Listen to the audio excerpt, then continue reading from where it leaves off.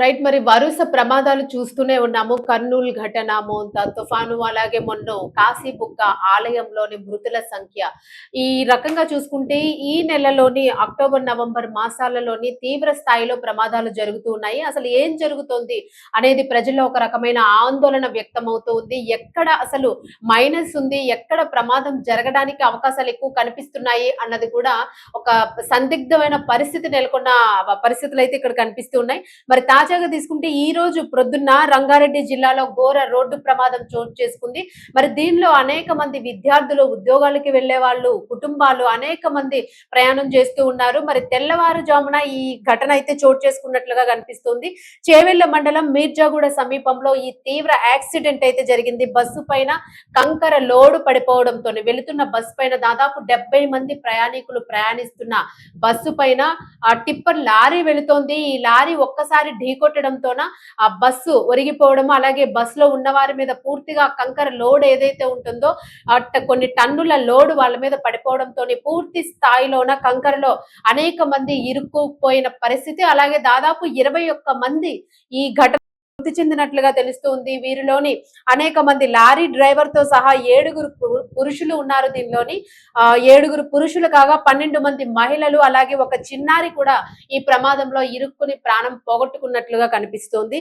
మరి వారు లోడ్ ఏదైతే ఉంటుందో టిప్పర్ లోడ్ కి సంబంధించిన కంకరలోని వాళ్ళు మొత్తం కూరుకుపోవడంతో అసలు ఊపిరాడని పరిస్థితి. వాళ్ళు అసలు బయటికి బరువుగా ఉంటుంది కంకర వాళ్ళ మీద ఒకేసారి పడిపోవడంతో అసలు వాళ్ళు అరిచినా కూడా ఆర్తనాదాలు కూడా వినిపించలేని పరిస్థితిలో వాళ్ళు కూరుకుపోయినట్లుగా ఇందులో తెలుస్తుంది.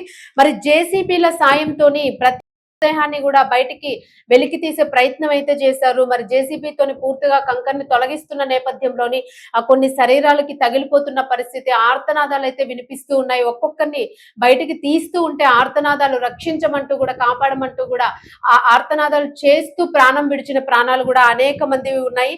మరి దీనిలో చూసుకుంటే క్షతగాత్రులని 21 మంది మృతి చెందగా మిగిలిన గాయాల పాలైన ప్రతి ఒక్కరిని కూడాను ఆ స్థానికంగా ఉన్న చేవెళ్ల ప్రభుత్వ ఆసుపత్రికి అయితే తరలించారు. మరి ఆ ప్రస్తుతానికి 21 మంది చెందగా మరో 3 పరిస్థితి అత్యంత విషమంగా ఉంది అని చెప్తూ ఉన్నారు.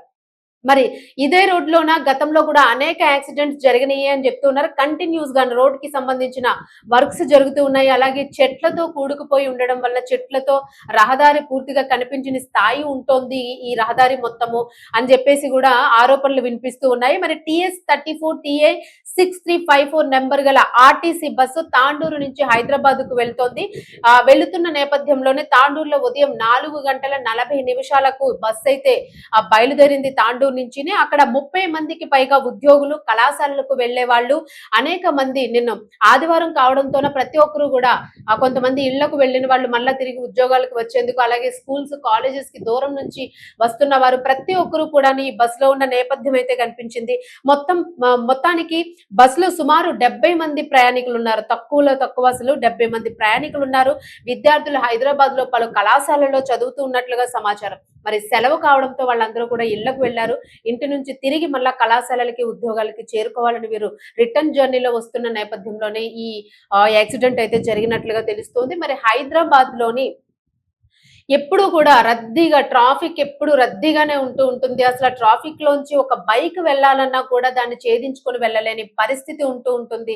మరి అదుపు చేయలేని పరిస్థితిలోన పోలీసు యంత్రాంగము, ట్రాఫిక్ యంత్రాంగము ఎంతవరకు పనిచేస్తున్నాయి, వాళ్ళకి ఎంతవరకు వారి నిబంధనలకు మించి వెహికల్స్ ఎలా వెళుతూ ఉన్నాయి. సో ఇక్కడ ఎక్కడ ఎవరి తప్పిదం వల్ల ఇవి జరుగుతూ ఉన్నాయి. మరి టిప్పర్ ఎంత ట్రాఫిక్ లోన అమాంతంగా వచ్చి బస్సును ఢీకొట్టింది అని అంటే ఎంత హై స్పీడ్ లో వస్తా ఉంది, ఏ లిమిట్ వాళ్ళు ఏ రకంగా దాన్ని క్రాస్ చేయాలనుకున్నారు, బస్ ని ఏ రకంగా ఢీకొట్టింది అనేది అయితే మాత్రము డ్రైవర్ కూడా మృతి చెందడంతో ఈ ప్రమాద ఘటన గురించి వివరించడానికి కూడా సీసీ కెమెరా ఫుటేజ్ ను కూడా సేకరించాల్సిన పరిస్థితి అయితే ఉంది. రోడ్డు ప్రమాదంతో హైదరాబాద్ బీజాపూర్ ఆ హైవే పై భారీగా ట్రాఫిక్ అయితే జామ్ అయింది. మరి చేవెళ్ల వికారాబాద్ మార్గంలో పెద్ద ఎత్తున వాహనాలన్నీ కూడా నిలిచిపోయినాయి. ఎందుకంటే ఇది సాధారణమైన యాక్సిడెంట్ కాదు, చాలా తీవ్ర స్థాయిలో జరిగిన ప్రమాదం ఇది. అసలు శవాల్ని తీయడానికి కూడా చెల్లాచెదరైపోయి వాళ్ళ మీద ఆ కంకర పడడంతో వాటిని తీయడానికి కూడా జేసీబీస్ కి ఆ దారి దొరకని పరిస్థితి. ఆ వెళ్లిన తర్వాత ప్రమాదం జరిగింది అని వాళ్ళకి సమాచారం అందిన వెంటనే కూడా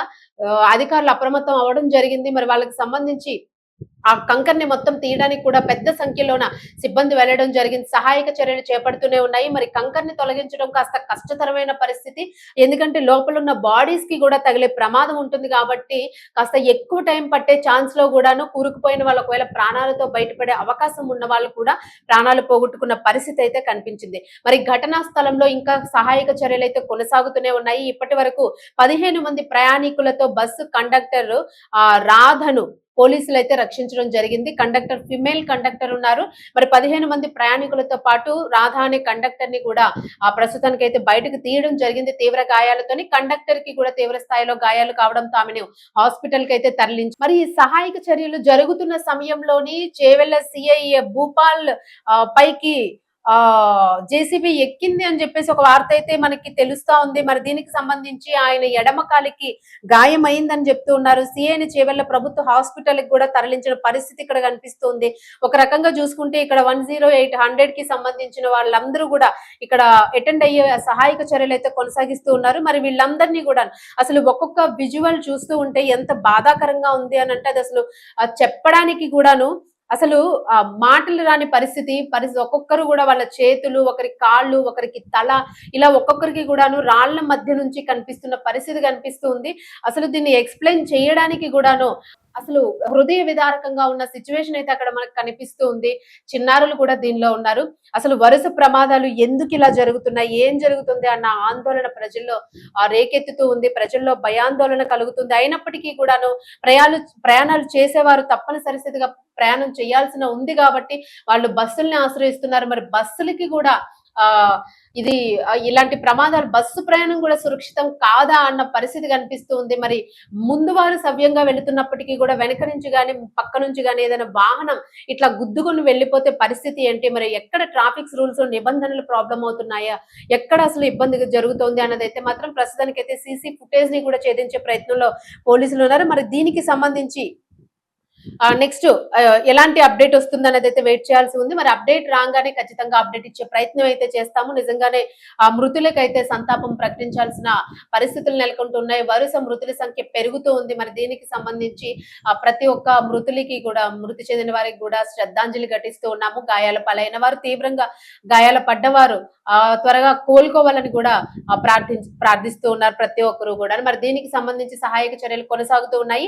సో మరిన్ని లేటెస్ట్ అప్డేట్స్ అందించే ప్రయత్నం చేస్తాం.